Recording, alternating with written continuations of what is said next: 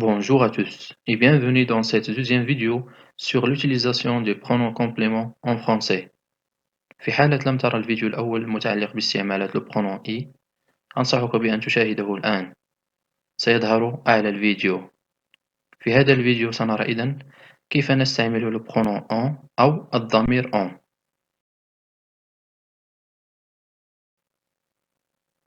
Le pronom en ينتمي لمجموعة les pronoms compléments.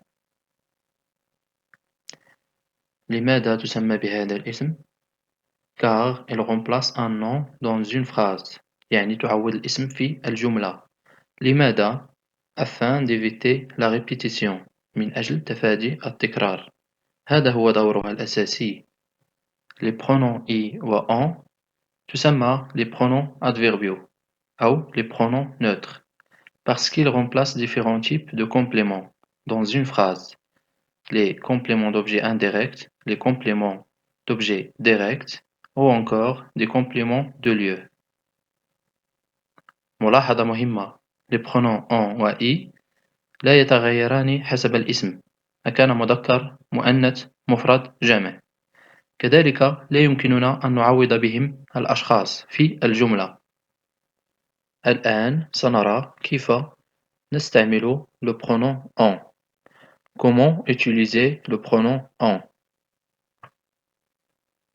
On utilise le pronom en pour remplacer différents types de compléments. Des compléments d'objets directs, des compléments d'objets indirects ou encore des compléments de lieu. Nous allons voir en détail ces différents types de compléments. سنرى كل هذه الأشكال بالتفصيل. Le pronom en remplace un complément de lieu introduit par la préposition de. بمعنى أننا نعوض بالضمير en عندما يكون لدينا في الجملة مفعول به للمكان مسبوق بحرف الجر de la préposition de ويجيب على السؤال من أين d'où. Est-ce que c'est clair? Très bien, je continue. نعطي مثال لكي نفهم أكثر. Si je vous demande tu reviens de Marrakech؟ كيف نتفادى هذه الإجابة؟ Oui, je reviens de Marrakech.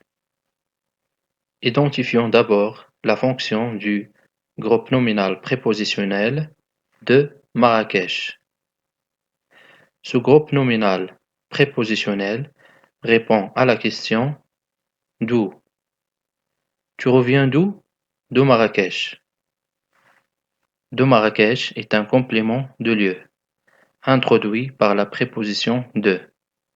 بمعنى de Marrakech مفعول به للمكان مسبوق بحرف الجر de la préposition de ويجيب على السؤال من أين d'où.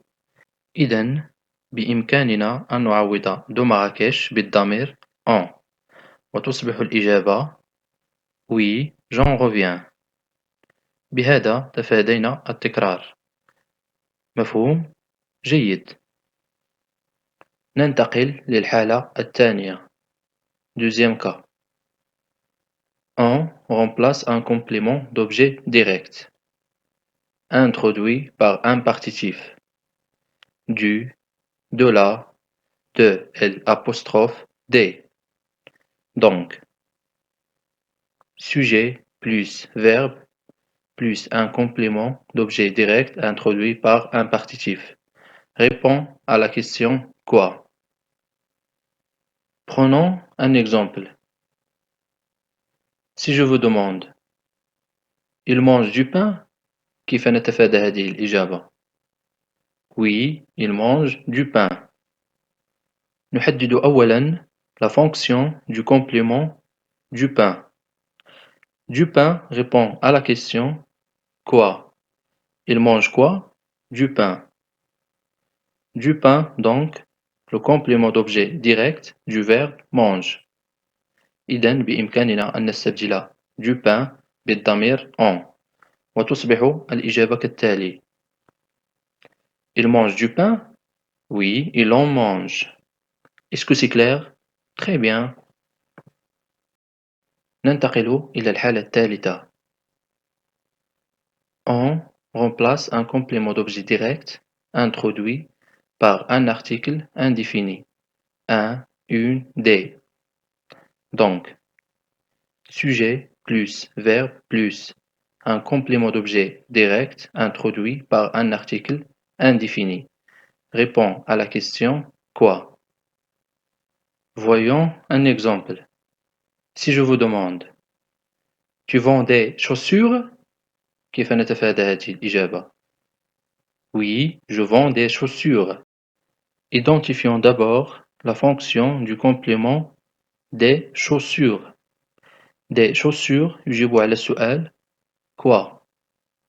Tu vends quoi? Des chaussures.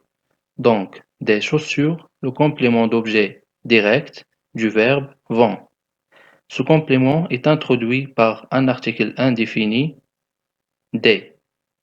إذن بإمكاننا أن نستبدل des chaussures بالضمير en. وتصبح الإجابة كالتالي. Tu vends des chaussures? Oui, j'en vends. Est-ce que c'est clair? Très bien, je continue. Le pronom en peut également remplacer un complément d'objet direct introduit par un numéral 1, 2, 3, 4, etc. ou introduit par un adverbe de quantité un peu de, beaucoup de, plein de, etc. Donc, sujet plus verbe plus un complément d'objet direct introduit par un numéral ou un adverbe de quantité répond à la question quoi. Nous allons prendre un exemple. Si je vous pose la question, vous avez acheté 3 billets?